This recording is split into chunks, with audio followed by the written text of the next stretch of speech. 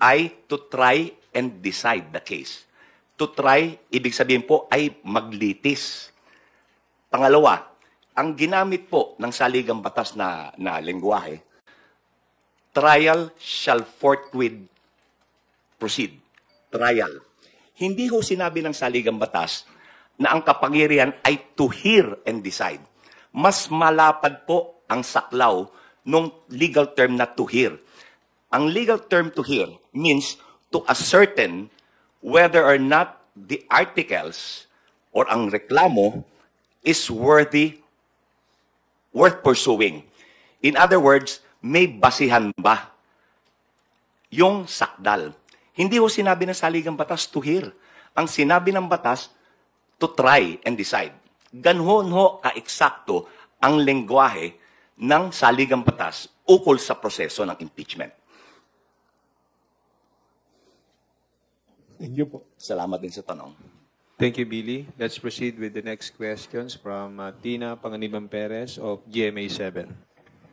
Good morning po, sir. Good morning. Sir, prior to your appointment as spokes of the PROSEC panel, have you ever assisted them in any capacity?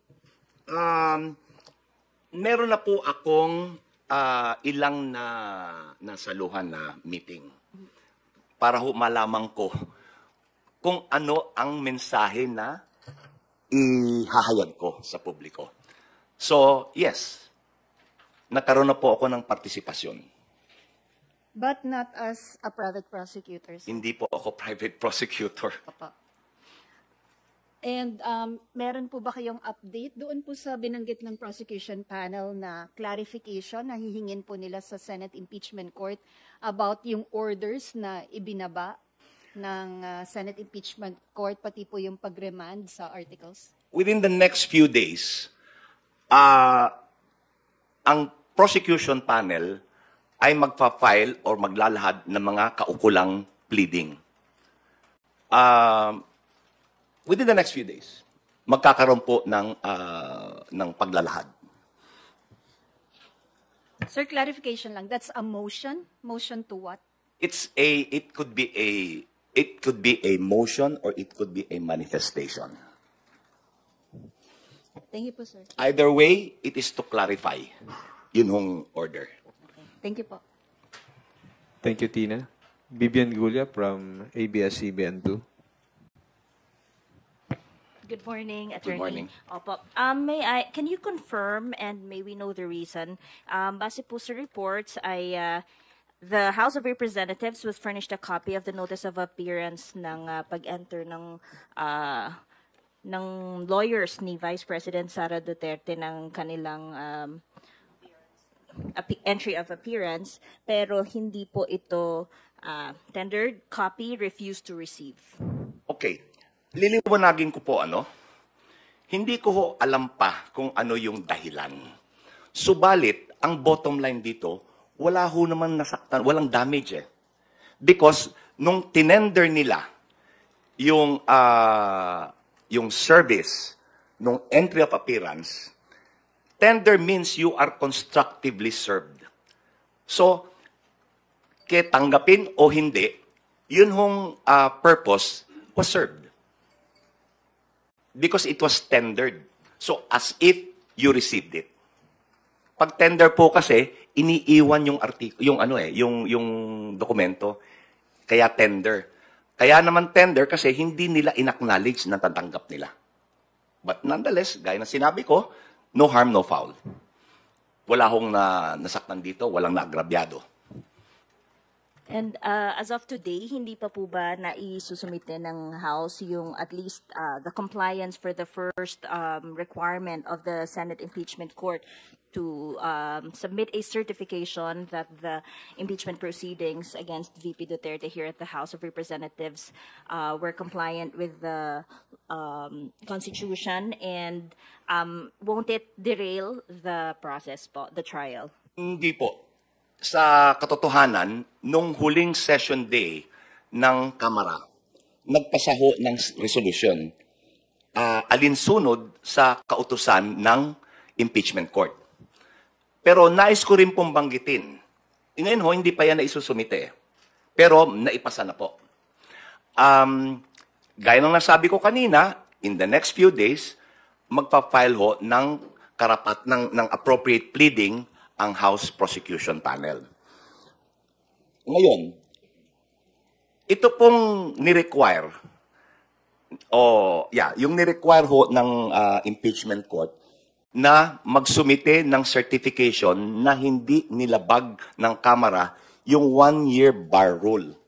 Ito po ay surplusage sapagkat yun yung verified articles of impeachment, yun na po yung hinihingi nilang sertifikasyon.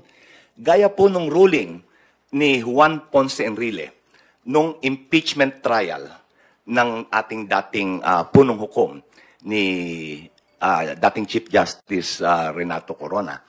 Ang sinabi po na ruling nun ng presiding officer ng impeachment court na kapag umabot na, kapag nailahad na ang articles of impeachment sa impeachment court, there is now attached to it the presumption of legality and regularity.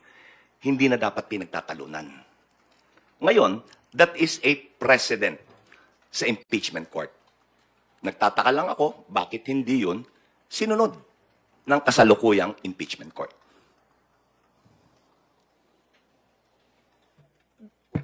Bali, sir, i-comply pa po ba ng House tong requirements or in the House prosecution's opinion, hindi na po kailangan at hindi ito makaka-derail sa trial kahit hindi sundin itong mga requirements? Ngayon, ito po, gaya ho nabanggit ko, ang prosecution panel ay magsusumite or maglalahad ng appropriate pleading. Ngayon,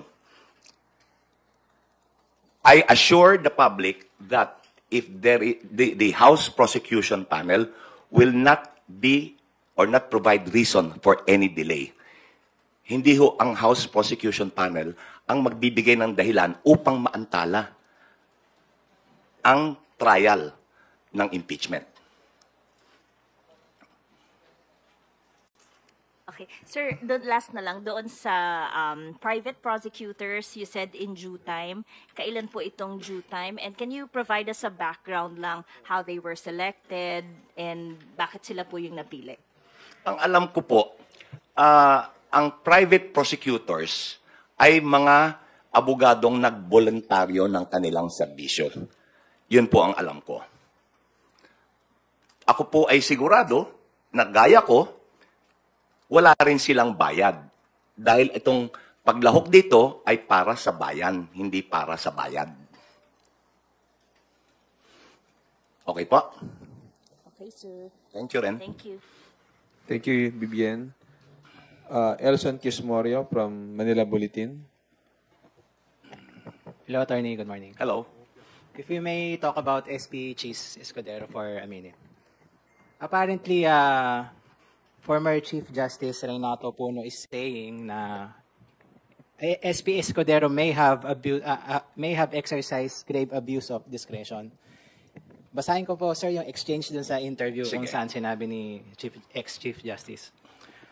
So, yun bang ginagawa ngayon ng Senate President? Pasok ba sa grave abuse of discretion? And then, Puno said, yan naman po ang pag-aaral, hindi lamang ng PhilConsa. Yan din po ang sinasabi ng mga academicians, mga deans ng colleges of law, mga professors ng constitutional law, at mga iba't ibang commentaries na naririnig natin sa mga nakakaintindi at nakakaalam sa saligang batas. Your take po on this statement? Ako po ay sumasang-ayon sa sinabi ni Chief Justice Renato Puno. Sapagkat ang mga naging actuation and ruling ni Senate President Chis Escudero as the presiding officer of the impeachment court ay wala ho sa saligang batas yan. Kagaya po ng pag-remand. Hindi po ang pag-remand, ibig sabihin, yung lower court should reconsider. Gaya po na nabanggit ko kanina. Wala hong salitang remand sa impeachment. Hindi ho angkop ang remand sa impeachment. Yung remand ay para sa ordinaryong kaso. Sa